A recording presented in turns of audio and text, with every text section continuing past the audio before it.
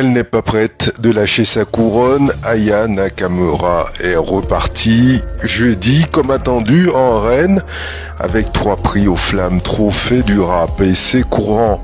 Comme un symbole, c'est elle qui a ouvert le show au Châtelet à Paris avec un medley de ses hits avec déjà une couronne scintillante illuminant le décor derrière elle.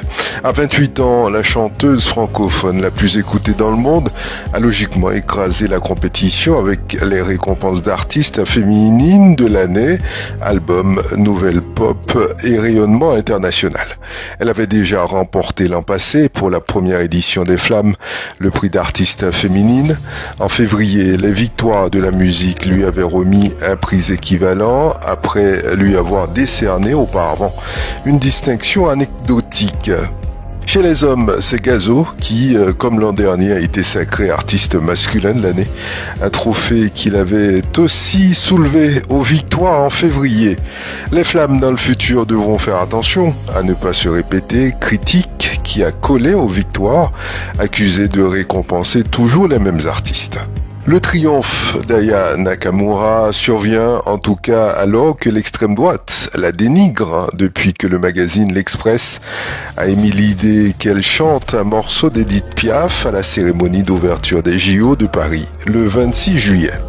Kalash a remporté quant à lui le trophée du morceau caribéen ou d'inspiration caribéenne de l'année avec sa chanson Doliprane.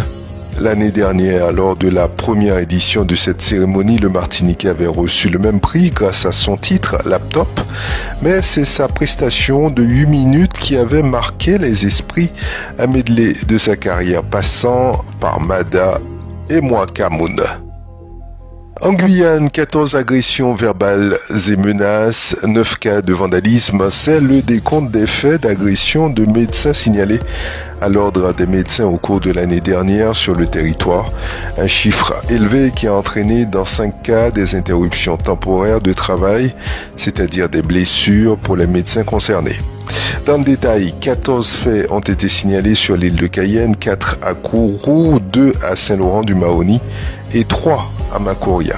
Résultat de cette insécurité grandissante vécue par les professionnels, je cite, de nombreux médecins expriment un profond mécontentement et beaucoup d'entre eux envisagent de ne plus exercer en Guyane, alerte l'URPS et le Conseil de l'Ordre des médecins de Guyane dans leur rapport 2023 sur ces violences. Un risque à mettre en regard avec le faible nombre de professionnels de santé déjà présents sur le territoire. Si cette fuite des médecins devenait une réalité, la Guyane pourrait devenir un véritable désert médical, surchargeant par conséquence d'autant plus les 3 hôpitaux existants.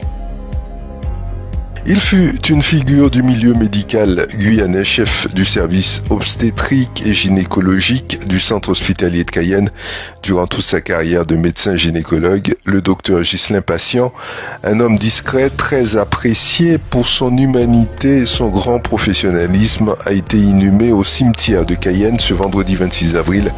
Il avait 76 ans.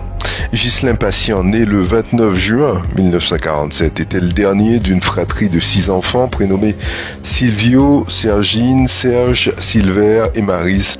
Leurs parents, Solange et Jules, étaient instituteurs. Le père fut aussi sénateur de la Guyane entre 1948 et 1952, élevé sous la férule notamment de sa sœur aînée Sergine Patient-Prévost, professeur de latin français, et de son frère Serge Patient, professeur d'espagnol.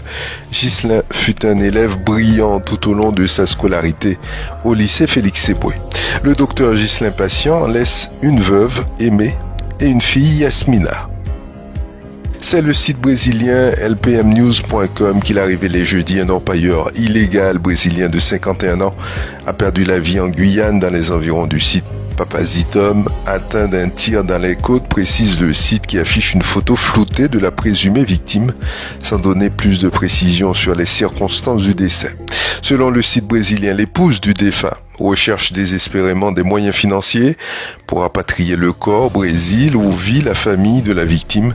La femme du décédé a précisé que le coût estimé pour le transport du cadavre jusqu'au Brésil via Paramaribo dépassait les 12 000 euros. La famille et les amis de cet orpailleur se mobilisent.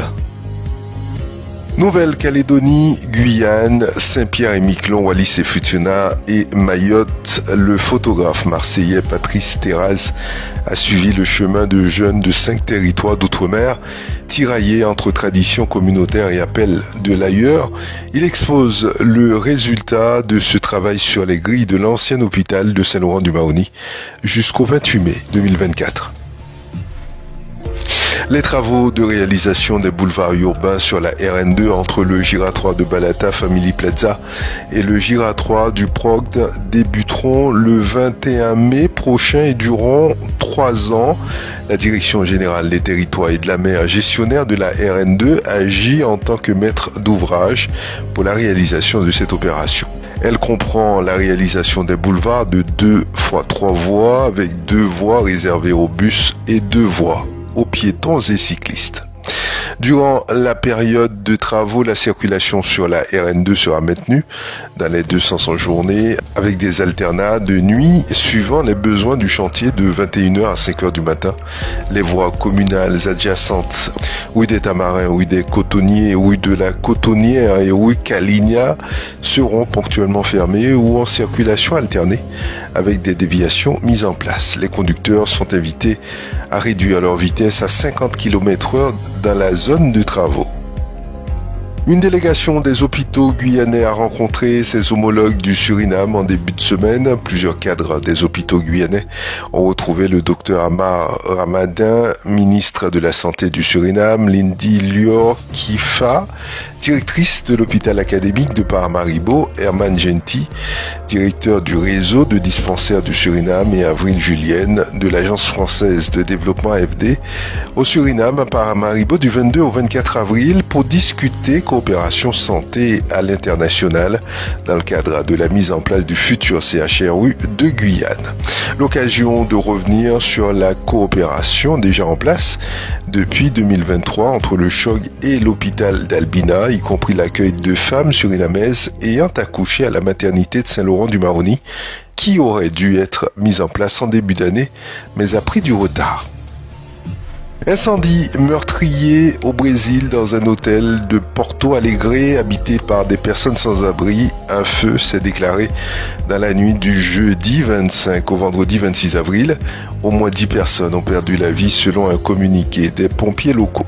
Des médecins légistes se sont rendus sur place pour identifier les victimes et enquêter sur les causes de l'incendie, indique l'AFP.